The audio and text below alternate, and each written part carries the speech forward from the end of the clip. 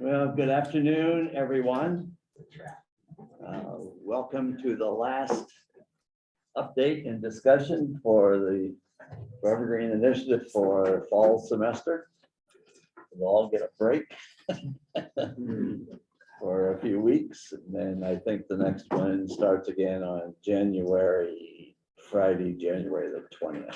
So we'll go through having the weekly updates and discussions for spring semester. And just to remind everyone why we do this, right? So as you well know, the Forever Green Initiative supports some research through the resources that come through the legislative process and from some of our foundation friends, but that's really not the focus. It's not just the focus on the projects that have been funded, but it's under the old umbrella of activities that are going on across the campus, across the state, around the development of continuous living covers, right? And the economic pull to make that happen. I just want to make that clear again. So when people are making reports, the reports that they're presenting are not just those things funded, through the legislative process and from NGOs, but a lot of the funding, as you guys all know, based on initial support, comes in from a wide range of funding from a wide range of organizations that basically is pulled in and pulled together by the teams that fall under the Forever Green, umbrella. So some of you are probably wondering my time, some of the things that are quite broad and knowing full well it's not funded by resources coming in from the state, but that's not the intent. The intent is to have conversations about what's possible, no matter where the funds come from. So each Friday, we open up the meetings by opening it up for comments, questions, announcements that anyone has, both in the room here, as well as online. So we'll take a couple minutes here, open it up to see if anyone has anything that they would like to bring to the group today. Hey, Don. Yeah, I have a question for you. All these are recorded. How do you access the recordings? They're on YouTube.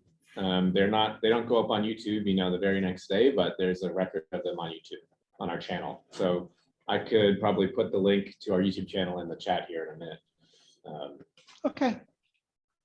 Thanks. We have to clean some of them up because sometimes people swear and stuff. Who in the hell would that be?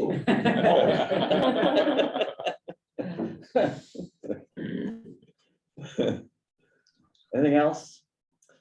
You want to give an update on the progress on the RFP? Yeah. So the review panel for the RFP met in this very space 2 days ago and have made their recommendations, which have gone to Associate Dean Camelina Salces. And so Don and I are going to be meeting with Malena to talk about some final aspects of that, and then hope that's next Monday, a week from Monday. So hopefully just before the holidays, we will be able to announce the outcome of that RFP process. Yeah. So, and again, as we go through the next legislative process, a number of you sitting around the table have been invited to participate in providing testimony in the legislative process. That's another great opportunity for graduate students and postdocs to get some experience in presenting to folks in the legislative process. So don't be surprised if you get a call and are asked to participate in providing testimony. What we found over the years is that legislators love hearing from graduate students, undergraduates that have been part of the program over the years. So to see that the program isn't just doing things that professors do, it's also then basically showing how their investment actually supports the next generation of scientists for society. So Two more things from me. As we sit here, the MBA is hosting the second of 2 listening sessions on their new Continuous Living Cover Value Chain Development Fund. So this was also funded in the last legislative session, $500,000 to support any actor in the supply chain getting a forever green type crop to market with grant investments. So they're still determining what that's going to look like. They haven't rolled it out yet. What they're doing right now is getting input from stakeholders on how it should look. So exciting. The first session I was able to be at, most of it, it was very active, lots of conversation, lots of good input. Second thing is that we have a spread of goodies over there, forever green themed goodies, all courtesy of Beth Dooley and Perennial Pantry. So thanks to Beth, thanks to Perennial Pantry, thanks to Helene for helping get all this set up. And you can snack now. We also really encourage people to hang out afterwards, have some more, enjoy it. So what we have are kerns of Akasha from Bakersfield with a couple of different Minnesota cheeses. We have kerns of crackers from Perennial Pantry with some strawberry jam from the U of M student farm fields, as well as a hazelnut pesto. So it's got hazelnuts, hazelnut oil, basil, and ramps from the spring, which is delicious. And I think, did I cover everything, Helene? That looks like it's this. Oh, and there, Not cover every. what was that? There's like a chocolate something. Oh, I don't know. It's hazelnuts from the, I don't know, Don. Is it this?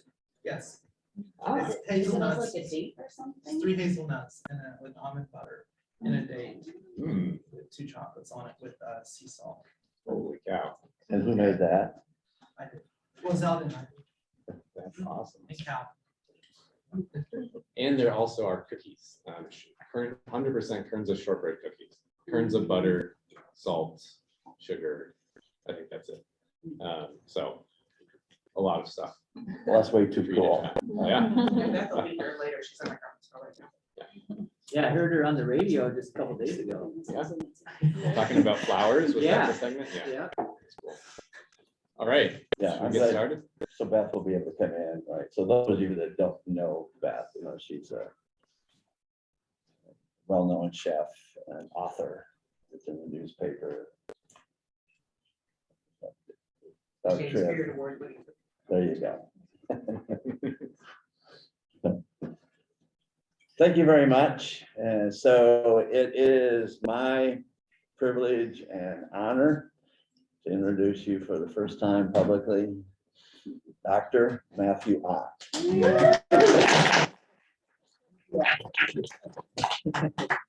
So Matthew will give us an update on the canola work that he's been leading for the last number of years. And we'll open up for discussion and a lot of things to talk about. Yep. Thanks, Don. Yeah, I'll go ahead and jump right in. Yeah, thank you all for taking some time today to hear updates on the Camelina breeding program. I've got the current team listed up here. Serena and Henry are even here today. Of course, Don too. Past team members, Bertan Chopra is the VP of Research at CoverCrest now, and then Catherine Frells at the University of Nebraska. And with that, I'll jump right in to provide a little context about some grand challenges we're facing in agriculture. Try to maintain stable food prices while at the same time reducing soil erosion, water pollution, and greenhouse gas emissions, which is quite a tall order. And a little historical context, looking at the 2007-2008 food crisis, Derek Heaty and Chengen Fan, along with Donald Mitchell, point to demand for biofuels as being one of the main drivers, along with high oil prices, weather shocks, and export restrictions. And you can see in the photo, people in Central America taken to the streets because the price of the tortilla doubled at that time. as they should, because that's a major staple in their diet. History doesn't always exactly repeat itself, but it often rhymes. We still have demand for biofuels. There's inflation and climate change. So we in the agricultural community are and need to continue to think of creative solutions. And perhaps Camelina as a biofuel could kind of take some pressure off of the demand there by increasing this supply. I guess demand's still there, but increasing the supply could help. So summer annual crops are essential. We've got to keep the price of the tortilla stable, but they're also drivers of soil erosion, water pollution, and habitat loss.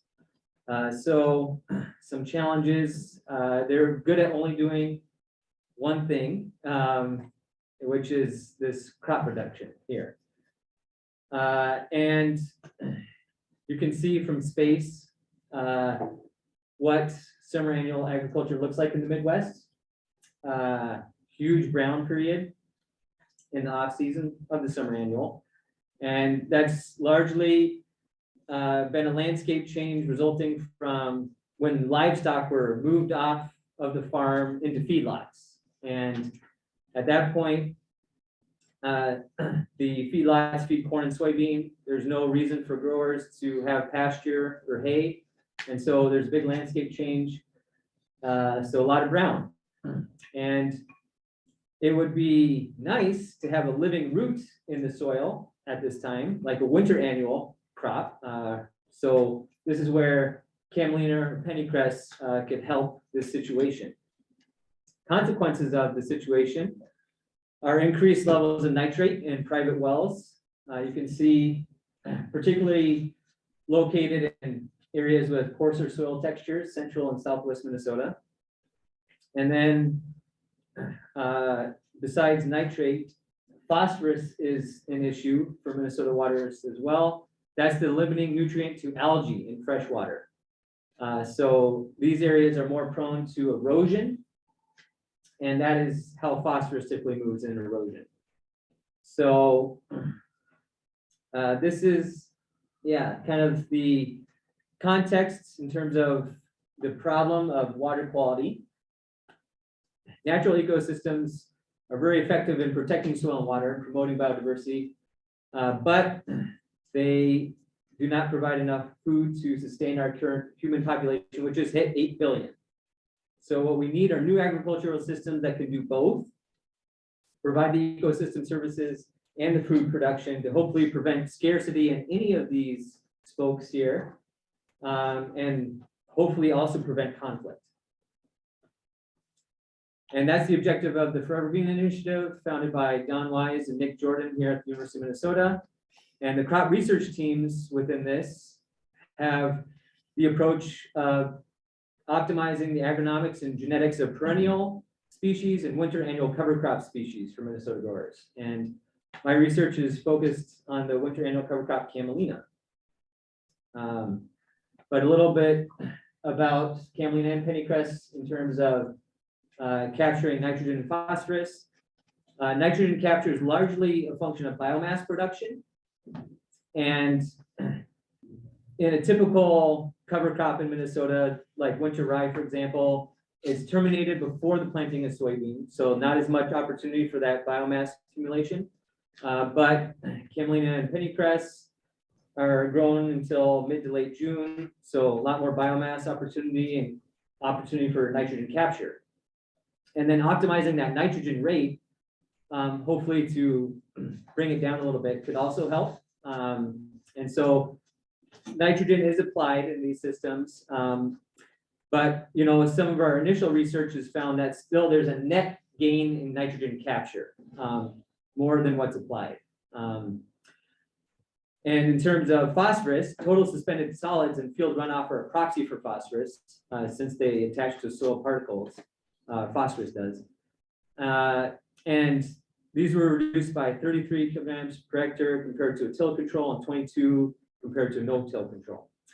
But I also want to highlight this kind of new paper that was just published in November here, that Don tipped me off to. And it's something that we have to think about. Maybe, it's not a slam dunk necessarily on nitrogen losses. So I actually want to get a little bit into this paper, and, talk about what things might need to be further optimized. So this is, it was a 6-year total experiment, but just 3 years of Camelina planting. And so in the corn phase, they have BP is basic practice, so kind of just like the typical corn. And they used anhydrous ammonia for the nitrogen source for corn at that time. But for the Camelina, or for the corn in the Camelina system, they used the UAN. That's urea ammonium nitrate. And so that's a liquid, and does leach a little bit more quickly than anhydrous ammonia. So I understand why they did it this way, because, they're just trying to go with what growers would typically do. But the scientist part of me just kind of wishes that they didn't have this kind of potentially confounding factor. May not be confounding, but potentially. But yeah, that's kind of just something to observe. And then they did a pre-plant application of nitrogen in the fall as ammonium sulfate. So a little bit more in the first year, 28, but not very much in the next 2 years. Also worth noting here is that they had to do replants of the Camelina in 2 of the years because it didn't establish well enough. And then in the spring, they applied a mix of urea and ammonium sulfate at 39 kilograms per hectare. So that's kind of a little background on that and what they ended up finding in terms of tile line drainage. So overall drainage, there's a trend. They even note in the paper there's a trend. They didn't find it significant, but they do say they observed this trend as well, that there's a little more drainage in the winter Camelina system than in just the kind of basic practice system. And so they also noticed this trend that the concentration was a little bit lower in the winter Camelina system, but because there's a little bit more drainage, it ends up kind of being about the same in terms of tile line loss of nitrates. So that's one thing that we can think about, that, yeah, maybe winter Camelina increases drainage. And so I don't know if that is, something that can be addressed, but something to consider.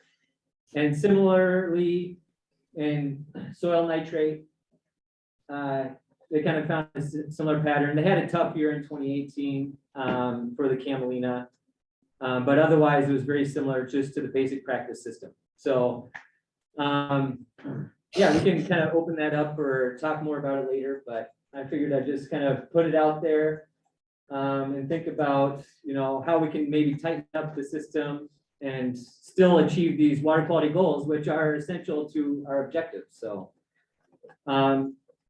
in terms of carbon intensity and carbon in general, Camelina has a very low carbon intensity score. It's got a score of 7, and that's 7 grams of CO2 equivalent per megajoule of energy. So that's with a meal credit, if the meal can be used in feed. But even without a meal credit, it's 24 for a CI score, which is comparable to used cooking oil, like a waste product.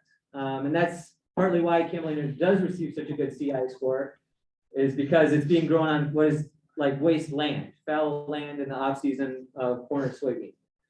So not plowing any more prairie, not cutting down forests, taking advantage of this waste resource, and gets a good CI score for that reason.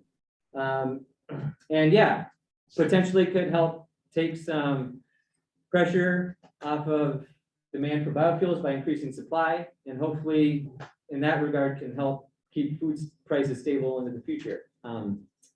So it could have multiple benefits in terms of climate and food price stability.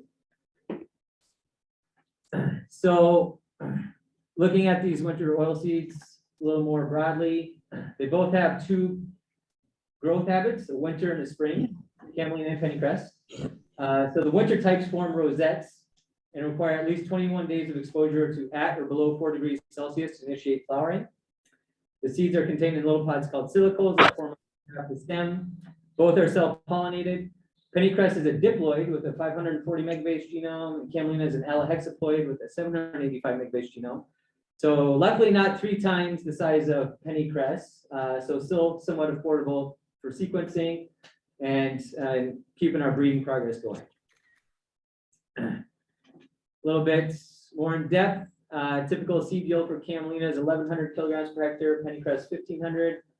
1,000 seed weight for Camelina, a little under a gram, pennycress a little over a gram. So glucosinolates in the meal. Glucosinolates could be either nutritional or anti-nutritional depending on the type. The type of Camelina and pennycress is sinigrin, which is anti-nutritional if ingested.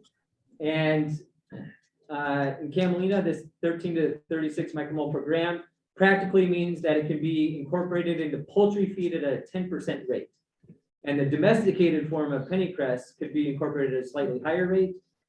Oil profile in Camelina is high in linolenic or omega-3, so heart healthy, not as shelf stable. Pennycress, the domesticated form, is high in oleic, so heart healthy and shelf stable. Both produce antifungal compounds called phytoalexins. In Camelina, it's called camelexin. In pennycress, wasalexin, like wasabi. And the camelexins have been shown to be very effective in mitigating the growth of a devastating pathogen of canola, a fungal pathogen, which is called blackleg. And wasalexin, not so much, but something we'll have to keep an eye on moving forward in the future as acreages for these crops increase. We'll have to keep an eye on blackleg. Typical harvest date for Camelina is in late June and for pennycress in mid-June. And the reason harvest date is relevant is because these crops fit in a system with soybean. So what happens if soybean is planted after the harvest of these oil seeds? This is data from Lamberton, Southwest Minnesota. On the y-axis is percent of maximum yield. On the x-axis here is the planting date. And so around June 18th, for example, you're looking at a yield hit on the soybean of between 25 and 30%. So for that reason, in Minnesota, Camelina and pennycress are typically planted in a relay cropping system. So in this system, the cartoon shows, the oil seeds are planted in September. The overwinter is this rosette. And then the soybean is directly planted into the standing cover crop just as it's beginning to bolt.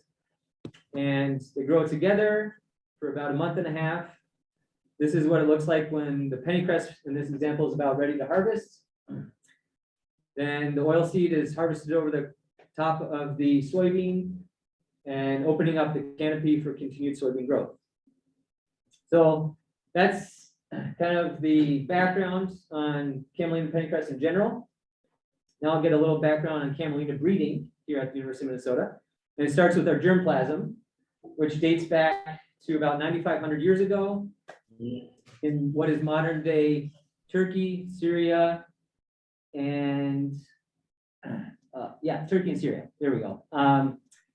And you can see that, 9,500 years ago in Syria here, archaeological sites find Camelina with other crops like wheat or barley. And so that's an indicator that it's being tolerated as a weed. But by about 1000 to 1600 BCE, in modern day Greece and Turkey, Camelina is found in pure form at high or large numbers of seeds. So an indicator that it began to be cultivated in its own right and domesticated. And not long after this, it spread quickly across Europe, being found all the way in Denmark by 900 BCE. So that's a little background on that. Also worth noting is that in the 1800s, rapeseed virtually replaced camelina as a crop in Europe. And so it's fortunate we had some very forward-thinking plant scientists who collected a lot of camelina germplasm, put in seed banks to make available for breeders for future use. But there is probably a bottleneck too for camelina because of just how quickly it was displaced by rapeseed. So just a little history on that. So for our collections, Jim Anderson and I requested germplasm from seed banks in Poland, Canada, Russia, and US, as well as 184 lines from Dr. Johann Vollmann in Austria. And looking at variation for some key traits in camelina here, in these plots that are like box plots called violin plots. The first thing to notice is that spring camelina is a black dot, winter camelina is a white dot. And so we do not have very many lines of winter camelina, just 14. The next thing to notice is that the winter lines are on the lower end of the spectrum for most of the yield component traits, except for percent seed oil. And other researchers have shown that the winter types are a bit higher in seed oil as well. So, yeah, so background Where on did some. the winter lines or the winter material evolve from? What area of the world? So, yeah, most of it is from that kind of, yeah, region in East Europe and Western Asia. So yeah, I have none of the lines I got from Russia are winter types, but some of my key winter types are either from Poland or from our US seed bank, but have, you know, site descriptors in Poland or Germany or things like that, so.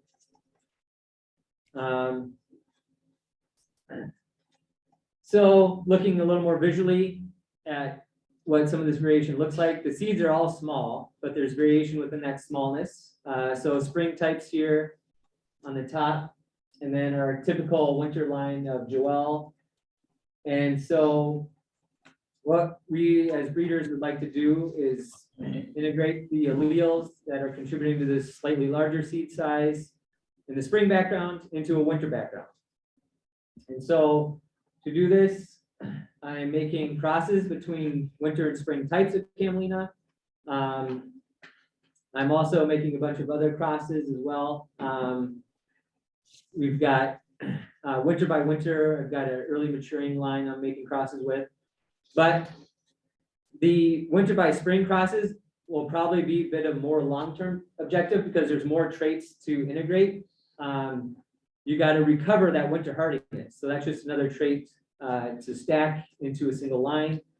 So that also may require back crossing. So in the short term, I'm also making these winter by winter crosses because that winter hardiness should stay in those lines. So I've kind of got some short-term and longer-term goals here. Also making some mapping populations for seed size, as well as oil content. I recently made some mapping populations in spring by spring crosses. And looking at F2 populations this past May, and then planted more in the fall. So some correlations among camelina traits. Not very strong correlations with any traits in yield. The strongest was rosette width. So that's basically a proxy for the length of the leaf. So something to keep an eye on, may help with a little indirect selection, but not a super strong correlation. Our strongest correlation is basically, well, it's between area and 1,000 grain weight. And it's basically just telling us that our machine, our Marvin seed analyzer, does a very good job at measuring seed area. So it's good we have that tool. And then negative correlation between protein and oil, which has been shown in other crops, and that's kind of what we expect in camelina as well. Seems that there's a little bit more demand for the oil, but I'll try to reduce trade-off because the protein has some feed value as well. So now getting into a little bit more on Camelina traits discovery and line development. First, I will talk about a Camelina line I've identified that matures early and potentially could reduce stress on soybean in a relay cropping system. And then getting into what I've done to increase our understanding of genetic control of flowering Camelina and my work to develop a cast marker for genotype and growth habit in Camelina. So first, early maturing Camelina. Again, it's important because even in a relay cropping system, there is still a bit of a yield hit on the soybean, and that's expected to be at least partly due to shading of the soybean from the winter annual cover crop. So if we can reduce this period of overlap between the cover crop and the soybean, we hope to reduce this yield hit between monocrop soybean and the cover crop treatment. And so in February 2016 in the greenhouse, I started looking at various lines of Camelina that I first identified in the field. So what the figure is showing is the stem height of these accessions of Camelina measured 34 days after planting and no cold treatment on any of these Camelina lines. So no vernalization. So all the lines with the winter habit are basically not doing that stem elongation. Lines with the spring habit are, starting to flower. But I found this one that was kind of intermediate between the two. It's considered to have a facultative growth habit, has this intermediate phenotype, even without vernalization. And I was kind of interested in what would happen if I planted this line in the field. So I tried that in the fall of 2017. And in spring of 2018 in Rosemount, I found this one plant that survived and was thriving. Most of the plot died. Few plants survived but were injured, but there was this one plant that looked healthy and was flowering before anything else in the field that day, the size of a soccer pitch. So I was excited. I flagged that plant, came back in June and harvested it and planted it in subsequent years to see how heritable the trait was, and turned out to be highly heritable. So that was good to see. Yeah, when it was planted in 2020 and all of 2021, flowered before our winter lines of Camelina. So to put some numbers on this, this is a histogram of 50% flowering of Camelina lines grown just this past year. And you can see that this early maturing line, along with a line I've developed called CMN 2207 that uses this line as a parent, flower much earlier than any of our other lines of Camelina.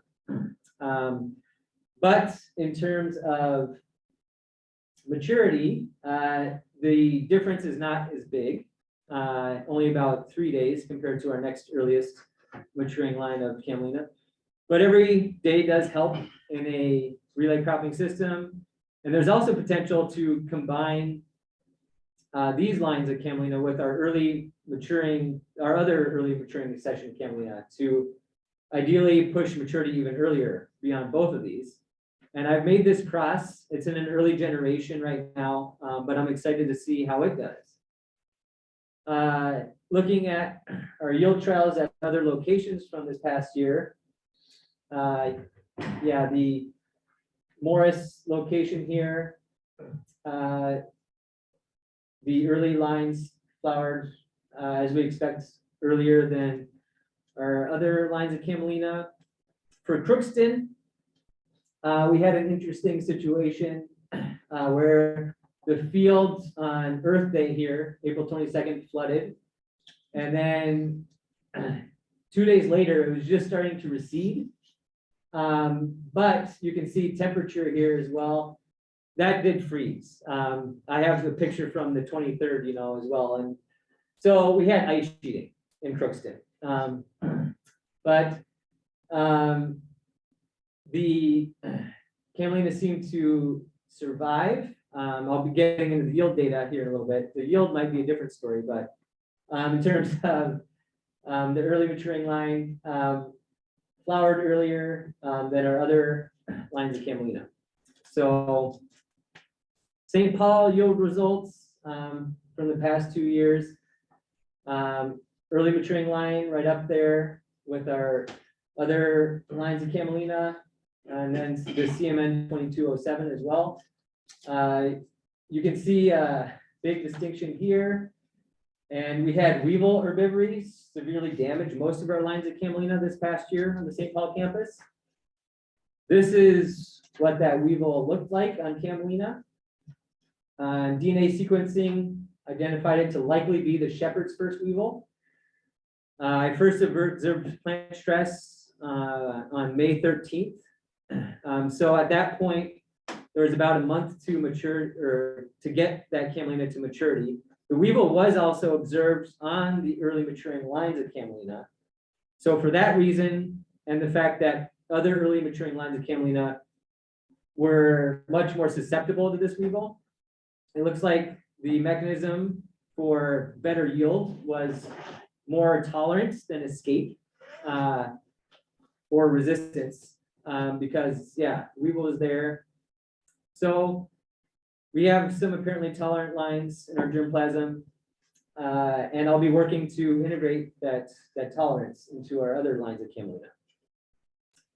Morris yield results, yeah, early maturing lines were right up there with other high yielding Camelina lines. But in Crookston, I didn't have CMN 2207 there, but I'm sure it would have been around here as well. It does not, the parent did not survive the ice sheeting very well at all. So we had some that surprisingly did. I was kind of taken aback by that. The scans looked pretty good for some of those lines. So that's cool, and hopefully you can recover some of that ice sheeting tolerance into early maturing lines as well. So something I'll be looking into. In terms of seed oil, this is on the St. Paul campus. Our earliest maturing line here was higher. CMN 2207 was up there, but not as good as the parent in terms of oil. In Morris, kind of similar story. And Crookston here, it was about the middle of the pack in Crookston, but that one did not yield very much. So yeah, just looking at all of the yield component data there. Little bit deeper dive into the locations of Morris and St. Paul in terms of plant height. So CMN 2207 is a bit taller. This is the early maturing line. I covered up the parents from a previous presentation, but yeah, a bit taller than its early maturing parent for both St. Paul and Morris. A bit shorter than the other parent. So in a relay cropping system, it's important to get this height differential to more efficiently harvest the Camelina. So that might help the CMN 2207 in terms of harvestability. And seed area was a bit bigger for the CMN 2207. Also, I've got a 2/3 acre seed increase in Waseca right now that was planted in the fall of 2022. So it's going to be at the F6 stage by spring. So that will represent kind of the big initial seed increase for developing our first early maturing line of Camelina. So getting into more of the flowering genetics in Camelina, starting with the flowering locus C gene. It's been pretty well mapped out in Arabidopsis. So flowering locus C protein in conjunction with the short vegetative phase protein work together to put the brakes on SOC1 and FT and put the brakes on flowering in general. So these genes promote flowering. And then So for the lines of Camelina or Arabidopsis in this case that have a functional allele of FLC, when exposed to low temperatures, that gets suppressed and then flowering is allowed to occur. And also we're noting is that there are a lot of promoters of FLC. And this is relevant for some of my next work that I'll be getting into here. I did a resequencing analysis highlighting this FLC gene across 86 lines of Camelina. In a little context here, Anderson and others identified that this FLC gene on chromosome 20 differentiates spring Camelina from winter Camelina for just 2 types or for 2 lines of Camelina. But I found that looking more broadly,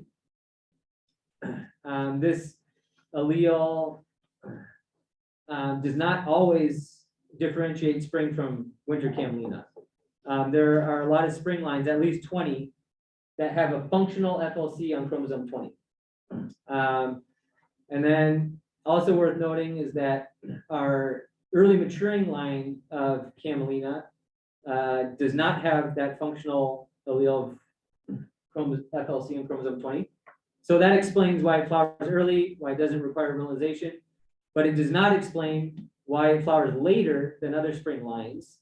So I've made a mapping population to try to address this question, and I'll be getting into that for my postdoc work. But yeah, getting into the question of what other FLC pathway gene must be broken in the spring lines with the working FLC on chromosome 20. I had this line in my collection, and I actually already had a cross with it in Joel, our typical winter line in Camelina. And I used a technique called bulk segregant analysis to try to address this question. And briefly, bulk segregant analysis is used for finding genomic regions associated with a trait controlled by just a few genes, typically 1 or 2. And it starts with a parent that has a high value for a trait and crossing it to a parent that has a low value for that trait, and flowering time in this case. And chromosomal recombination is the key that makes bulk segregant analysis work because it breaks linkages around the genomic region associated with the trait. And when DNA from plants that flower early are pooled, it's then possible to pinpoint the genomic region they have in common. And likewise for the late flowering pool, and that region is called a QTL, or quantitative trait locus. So for the spring line with the winter FLC allele and Joel here, I have this cross, an F2 population. The flowering was segregating in this population. And shout out to Serena Jesvold for isolating DNA from these lines. I pulled the DNA from 7 early lines and 7 late flowering lines and submitted that to University of Minnesota Genomics Center and sequenced on NovaSeq with an S4 flow cell yielding 50x coverage. And then I used QTL seeker and R for the analysis. Shout out to Ratan Chopra for showing me the ropes on that. And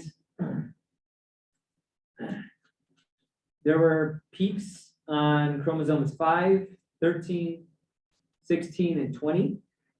And so these chromosomal regions represent allele frequency of both the early and late pools that was significantly different from 50%. And the highest peak was on chromosome 20. And using these as clues for where the QTL would be, I began to develop a list of genes within those regions to try to identify the candidate gene that may be causing the trait. And to do this, I used a technique called BLAST, or Basic Local Alignment Search Tool. And basically, it's like performing a word search of Camelina genes that have a match in Arabidopsis.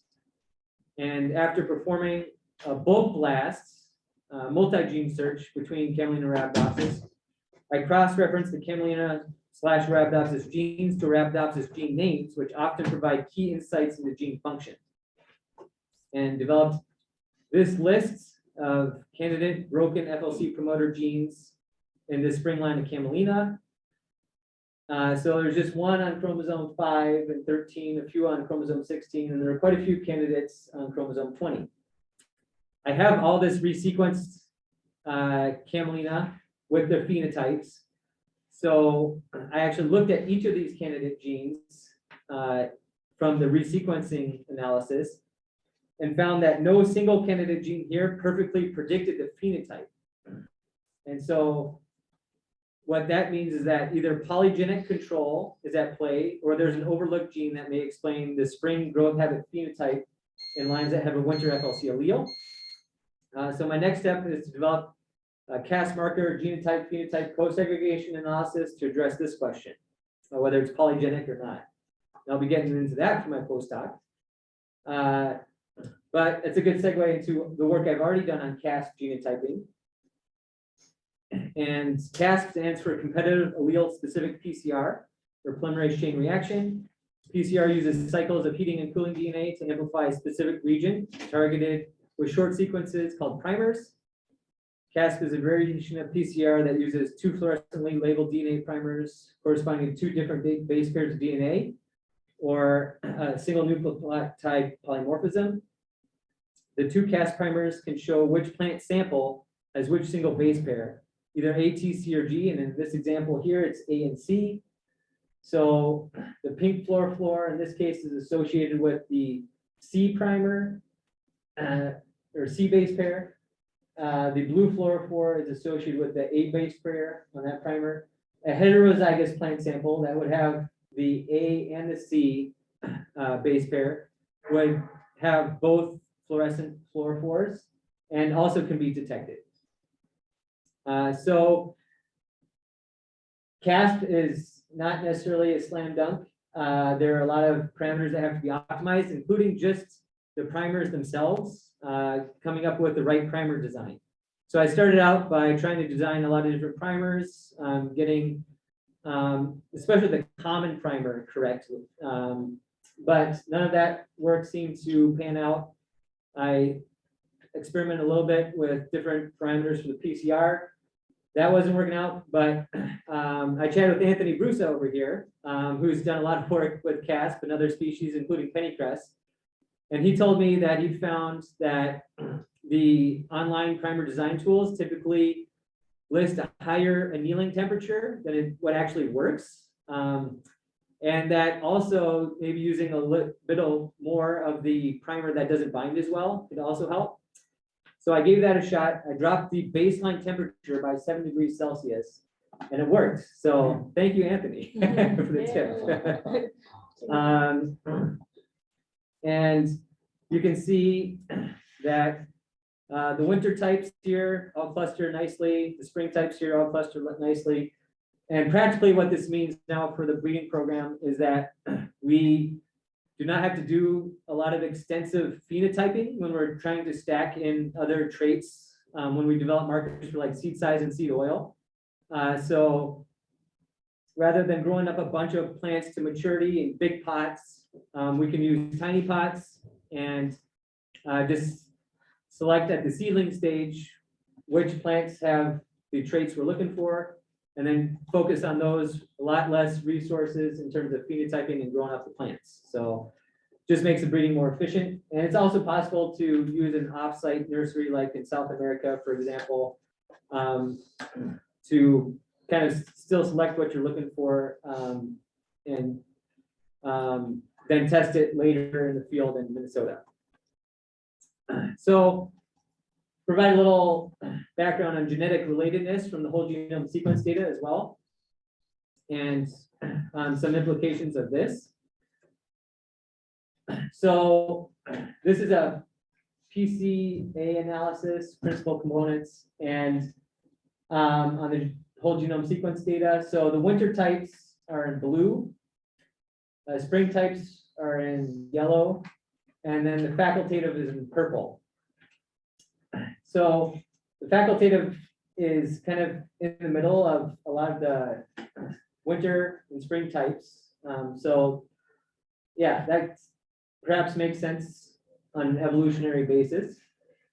The winter types do cluster fairly together over here. And Joelle is way over here. So just practically speaking, this can help us identify variation within our winter types. So this cross between Zarjuana and Joelle, for instance, might not yield very new types of Camelina.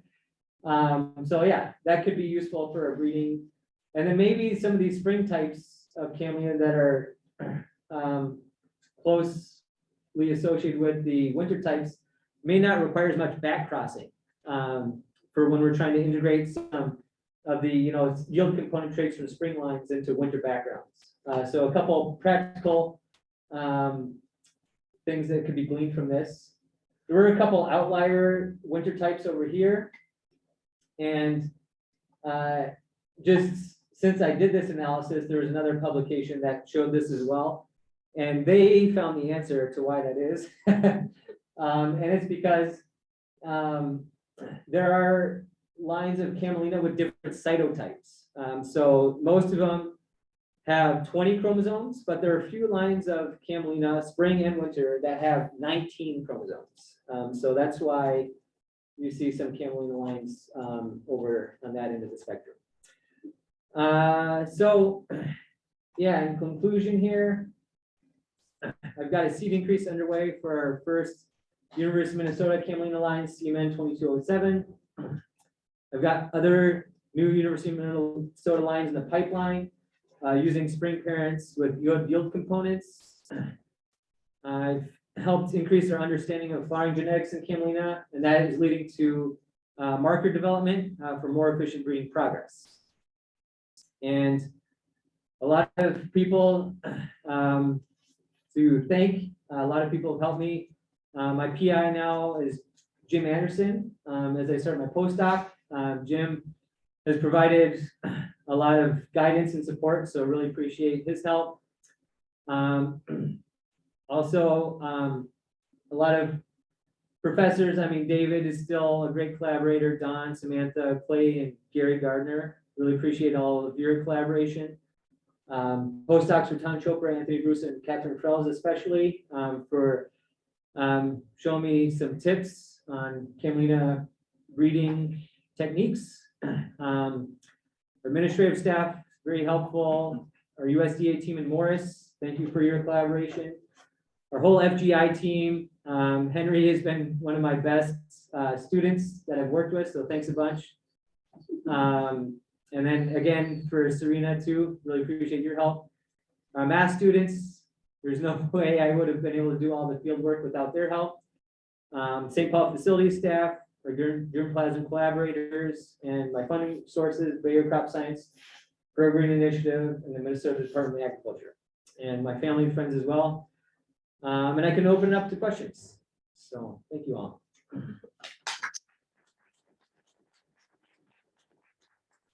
Did you say anything about the glucosinolate issue? Yes, in the intro, yeah, Camelina has kind of a moderate level, so can only be incorporated at a 10% rate in poultry feed. So what's the strategy? Is it So, going to be breeding or is it going to be engineering? or post-harvest processing. That's what I mean. Yeah, oh, I see what you mean, yeah. So not necessarily genomic engineering, but yeah.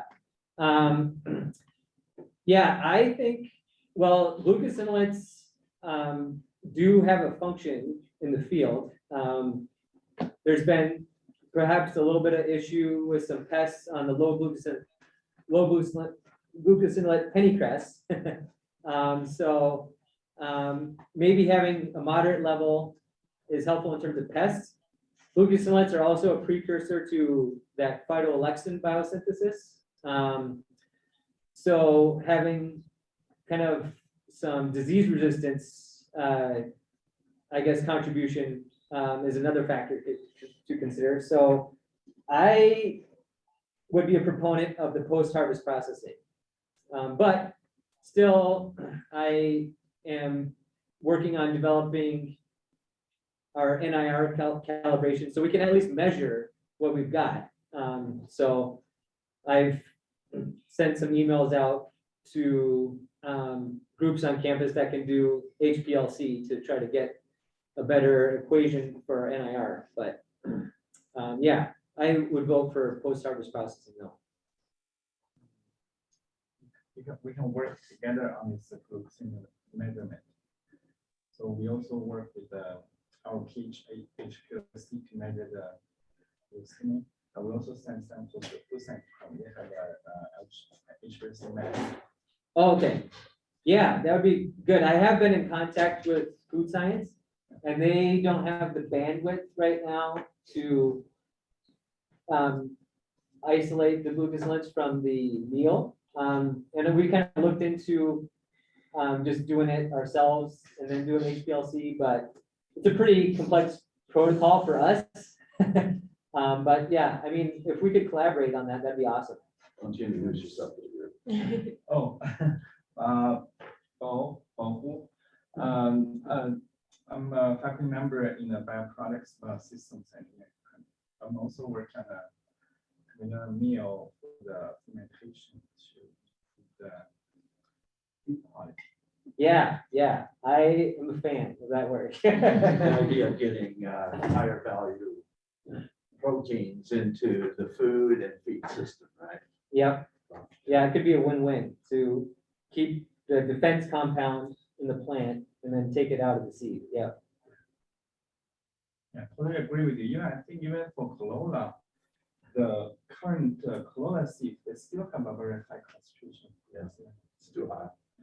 And what I worry about is that after all these new oilseed crops come in and they go out to feed the oil system, we're going to get a bigger and bigger pile of protein, right? And to make sure that we have the ability to incorporate it at higher rates into the food, into the feed system.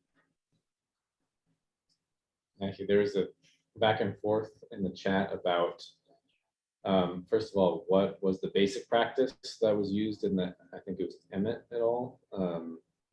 Paper, and then, you know, what kind of stands did they get of the Camelina, and how would that affect the outcomes as far as nitrogen? Yes. Well, yeah, like I said, they did have to replant the Camelina for 2 years of that study. I'll go flip back to that super quick if I can. So let's look at that really quick here. There we go. Okay. Yeah, I just kind of briefly looked at it, but yeah, they replanted in 2 of the 3 years Camelina. So it was kind of probably a later planting than would be typical for that region in Iowa. But I didn't see anything on stand establishment. It might be in the paper, but It's I, not, it's not. It's They not did in the paper. They did not show biomass, we don't know. okay. There is Okay. a photo though, I and understand. Russ seemed to think that they had okay stands. It was Russ's, In the fall. because he's had some contact with them, yeah. Okay. But that late establishment, I think, is an issue, and the pre-plant N too, we're talking about nitrate leaching, that's an especially vulnerable time, and even though the rates in the last couple of years were pretty low, I think that still matters. Yeah.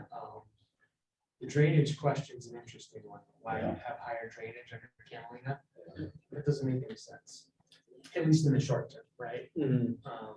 Yeah. So. Ultimately, maybe you improve the soil infiltration, Right. that sort of thing, but in year That's a 1, 2, long-term process, Yeah. right? So in the first year or 3, I can't imagine what would cause higher drainage values, other than, Would it be like sometimes, like once in a while, early on in those systems, they're so disturbed that they're like fluffy and they have like Mhm. a higher infiltration that isn't, it almost makes you wonder if the infiltration should be paired with like a sediment measurement, right? Because it's so tilled up and fluffy that you might have better infiltration. You're probably losing a lot of sediment in soil with that because it's so fluffy, but that's something I've seen like on occasion. Yes. But yeah. Kind of like, yeah, like Emma's seeing that in her study. Weird stuff going on in the first year. Not weird, that's a bad way to say it, but there are some disturbance things, yeah, there are some like pulse disturbance things that are also the indicators of a well-functioning system, and we have to just be careful. So the other thing that probably isn't visible to a lot of people is that there's another program on campus that is working to eliminate nitrogen applications in these two oilseed crops. Basically designed to develop microbial systems that fix nitrogen. The same way the program BioPivot is doing with corn. So we actually have a program here on campus that's developing a series of mechanisms to actually fix nitrogen for both Camelina and for pennycress. This isn't going to happen overnight, but these are established programs that are in place, housed in the Cargill facility. Yeah, that would be amazing.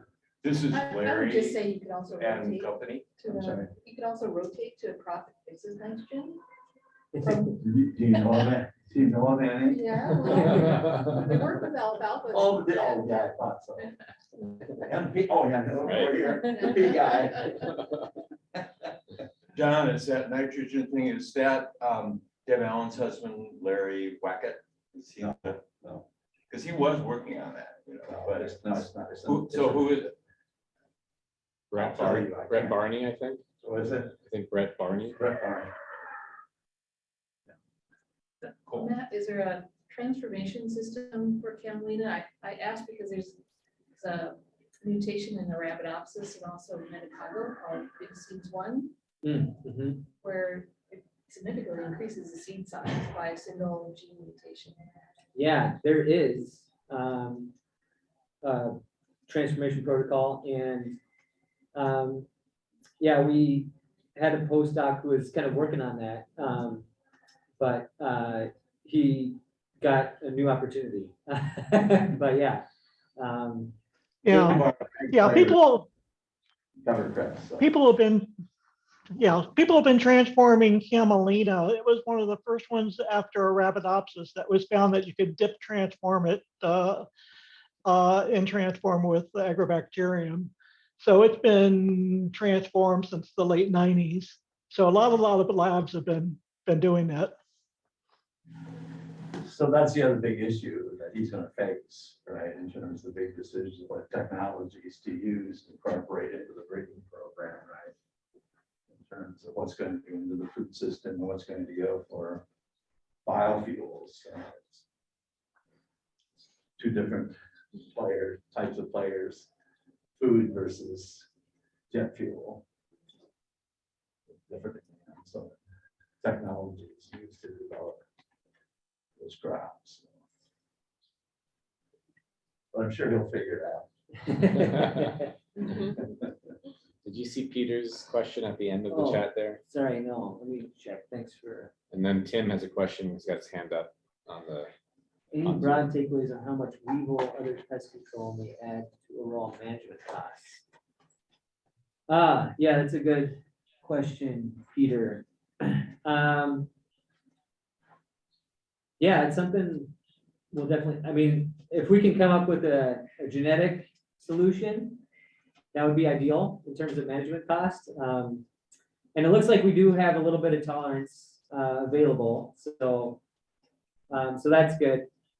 But yeah, outside of that, I don't know how much like a application of pyrethrin, in the early spring, ideally before pollinators or before the plant's flowering, would cost. But that's something to look into perhaps as well.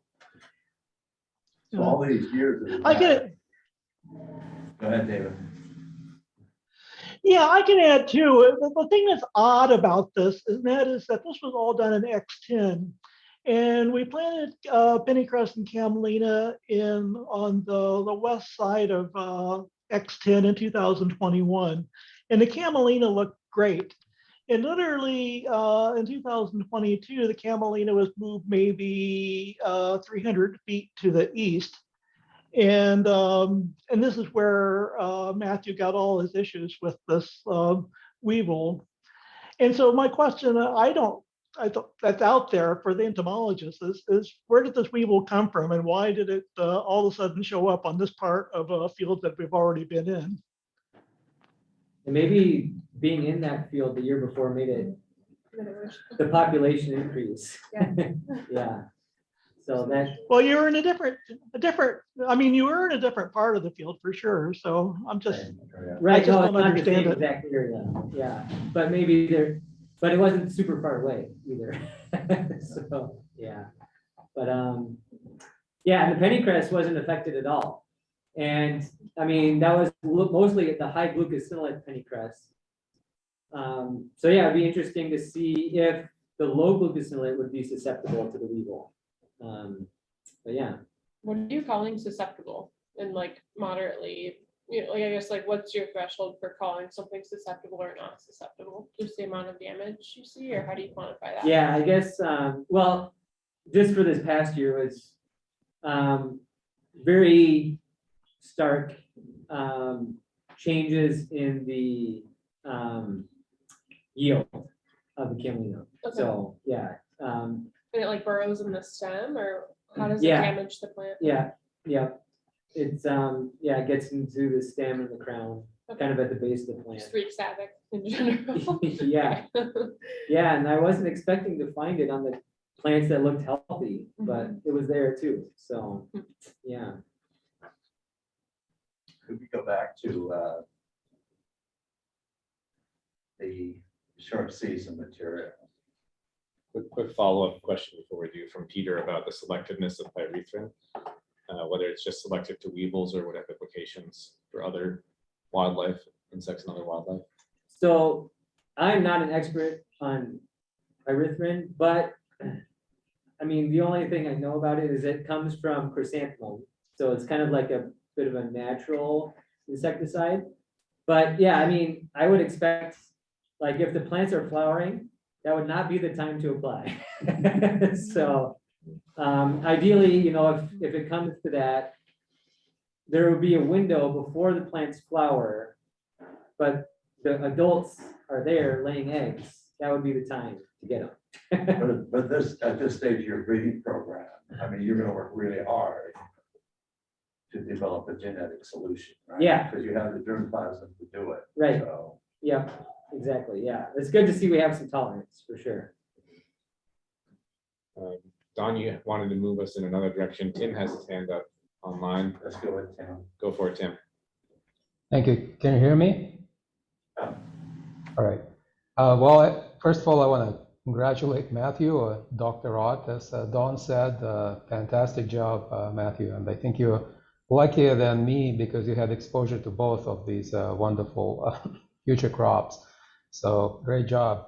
What I wanted to do is to share from covercress experience how we developed first a glucosinolate NIR measurement curve. And what we've done, and the situation in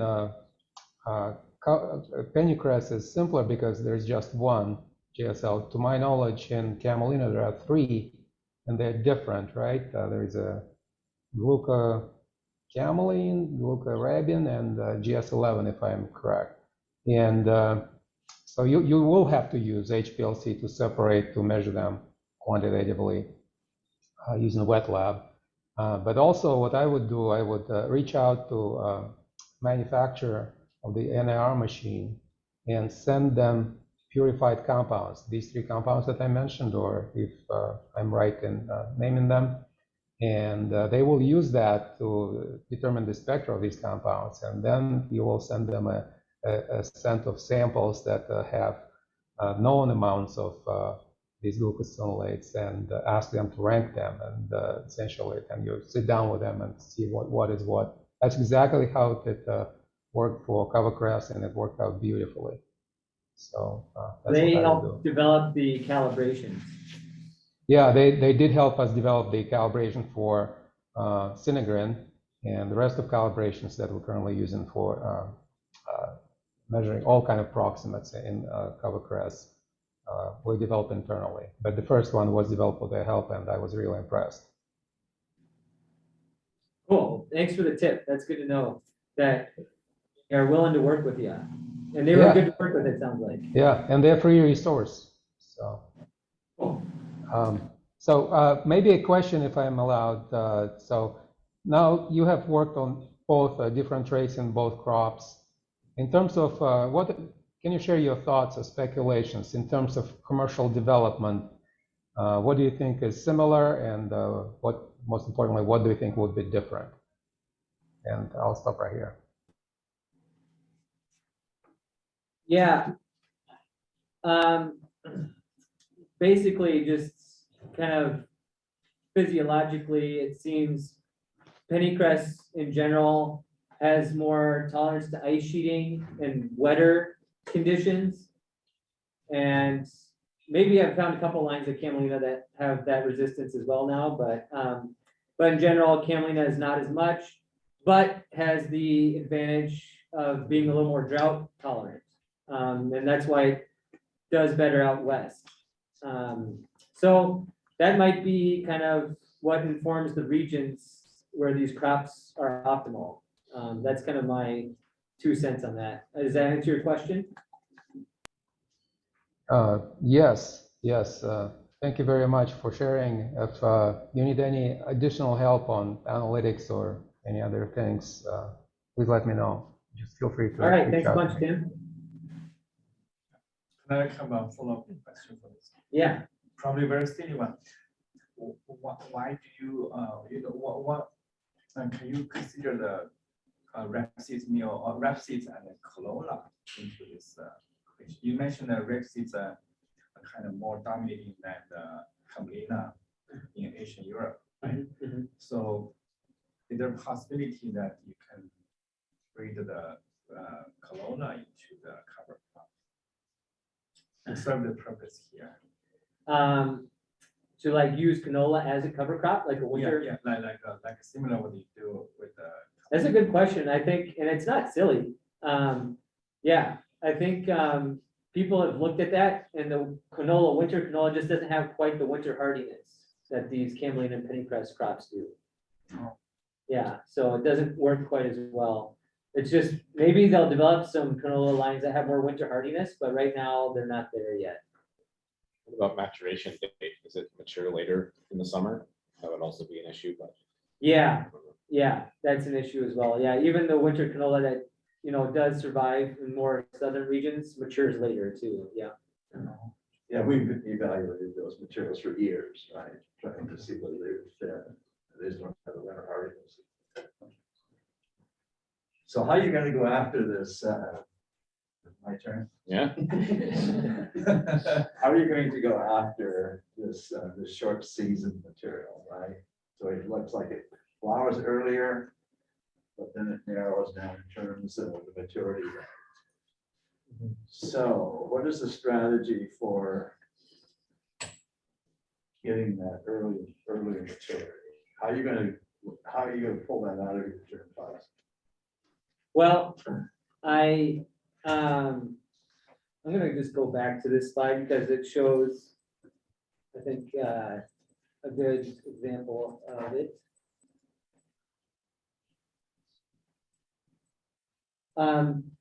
So, yeah, this line, there's, I guess, 3 lines there. But yeah, one of these is, in terms of flowering, is kind of on the early end of the flowering of the winter lines. And it's also the one that matures the earliest out of all those winter lines. And I have a cross with that one, and I'm excited about that one because I think it's like outside of flowering, I think it has just a faster maturation in that kind of winter line of Camelina, but the maturation I think has to be a lot slower in this line because that window gets compressed by so much. So I think it flowers early, very low maturing, very like slow maturing, actually. But I'm hoping to be able to combine kind of the earlier maturity from this one with the early flowering of this one and just push it even earlier. So are you going to increase the throughput of the program so you have more options, increasing the probability of finding those plants? Are you gonna really increase the capacity of the breeding program? And how are you going to do that? Do you have the capacity to do that, to increase the scale? The reason Jim Anderson just walked into the room, I would remember when Jim Anderson was running a much smaller wheat breeding program. And then the wheat council gave him billions of dollars to expand his breeding program. And from my vantage point, it really increased his success of running more germplasm, maybe more efficiently through the program. So it's always very apparent to me, you know, we have new technology, you don't have to plan everything out, right? Whole genome breeding. But in terms of the ability to expand the probability of finding those, I'm just wondering what you're going to do to make sure that you have the capacity to generate more and evaluate more potential germplasm with those traits. Yes. Yeah. It's a definitely important to have the priorities outlined because you can't go after every single trait. So yeah, I'll keep that one a priority. And Isn't that the number one? yeah, I mean, seed size is also a priority, but yeah, between that and seed size, yeah. And yeah, and I've always had a goal of getting 2,000 F2s for the most important crosses.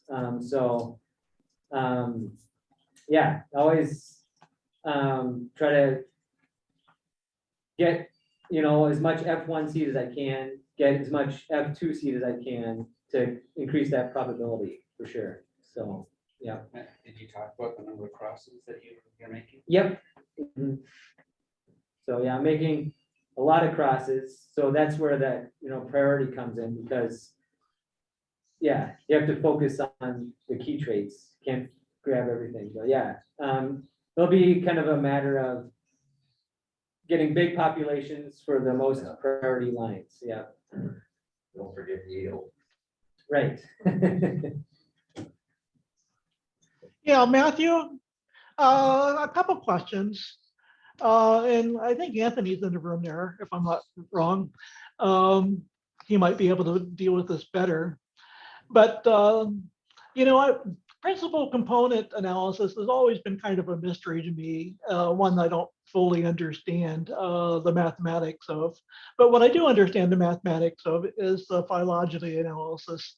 And I'm wondering if your principal component analysis of your spring lines and all that that you show the two-dimensional plot on, what do they look like if you do just a typical phylogeny analysis? Do you see the same relationships? And that to me would be perhaps a better gauge for looking at relatedness in terms of what you want to do for your outcrossings and things like that. Maybe Anthony can chime in if he's there. Yeah, I'm here. Yeah. Yeah, I'll just turn it over to Anthony actually, because frankly, yeah, frankly, I have not done a phylogeny and yeah, I need to learn how to do that. So. Yeah, I mean, one of the things you mentioned that stood out was that you had chromosome counts that were different combined in your PCA. And because I'm assuming the input of your PCA was your genomic variants, they were turned into like a distance matrix or something. When you do that, missing an entire chromosome, you know, the counting off is going to really sort of skew, and it's going to become one of the main things influencing, in your case, PC1, which isn't too surprising. Yep, So I do wonder if removing that and then repeating. and the repeating PCA. it might give you a little bit better explanation. Mhm. As far as phylogeny, I mean, if you can find like a good outgroup to compare against, which there's quite a few things, I can run you through some of the basics of how I do some of that comparisons. Cool, yeah, that'd be great. Yeah, that's a good point, David. To kind of dig a little bit deeper into relatedness. Yeah, and yeah, good idea to remove the 19 chromosome ones that might be skewing it. You might also be able to take a look at your loading values from the PCA, and you can make like a loading plot and sort of see what's informing what. It takes a little poking around to get information out of that, but it might be worth looking at. Cool, well, we'll chat more. Any additional comments and questions? From Matthew? I'll say one thing too. I mean, everybody's idea is to rush to the earliest thing possible. And I have at least one line of pennycrust now that matures, I would say probably at least a week or two ahead of the other guys. And you might imagine that that might be great, but it's you got to remember there are some trade-offs. I mean, you can go even earlier and get something like Capsella and I think the downside of Capsella that matures really early is you have seeds that are the size of just pinheads. And so as you try to move maturity earlier, you're going to also not give the seeds time to develop. And so there is a limit on how early you can go. And so that's something to keep in mind. For instance, my early maturing guy does two things. One, it has seeds that are half the size of regular pennycrust seeds. And two, you can actually look at the oil profile and you can see that the early part of the oil biosynthesis pathway is more heavily represented in the oil profile than things that are later, such as uric acid and things like that, that have longer carbon molecules. So I mean, that's something to keep in mind as well. Yeah, no, logically, yeah, there's a trade-off. I'm gonna look at the seed size of our other early maturing line to see if I see a trend there, yeah.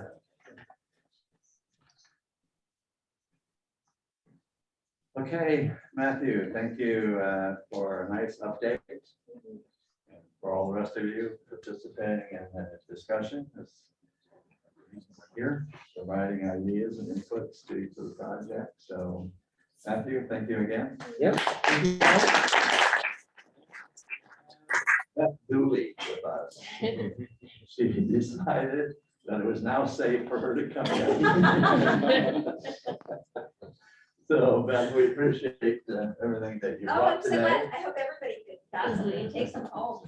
The focaccia has about 10% crimson in it. It's a sourdough focaccia and it's Bakersfield flour bread that have been wonderful allies with us.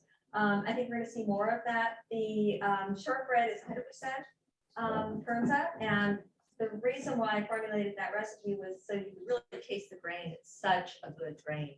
And the flavor of it really comes through. Those are the Perennial Kitchen crackers. And then the jam down there is made with the day neutral strawberries that, you know, kept coming and coming and coming. And then the pesto is a hazelnut pesto, and that's with ramps that I harvested early in the spring. But it's got both that toasted hazelnuts and the hazelnut oil in that as well. So yeah, it's great stuff. You guys are doing really good food. It was fun hearing you on the radio a couple days ago. Oh, thank you. I'm glad Yeah. you heard that.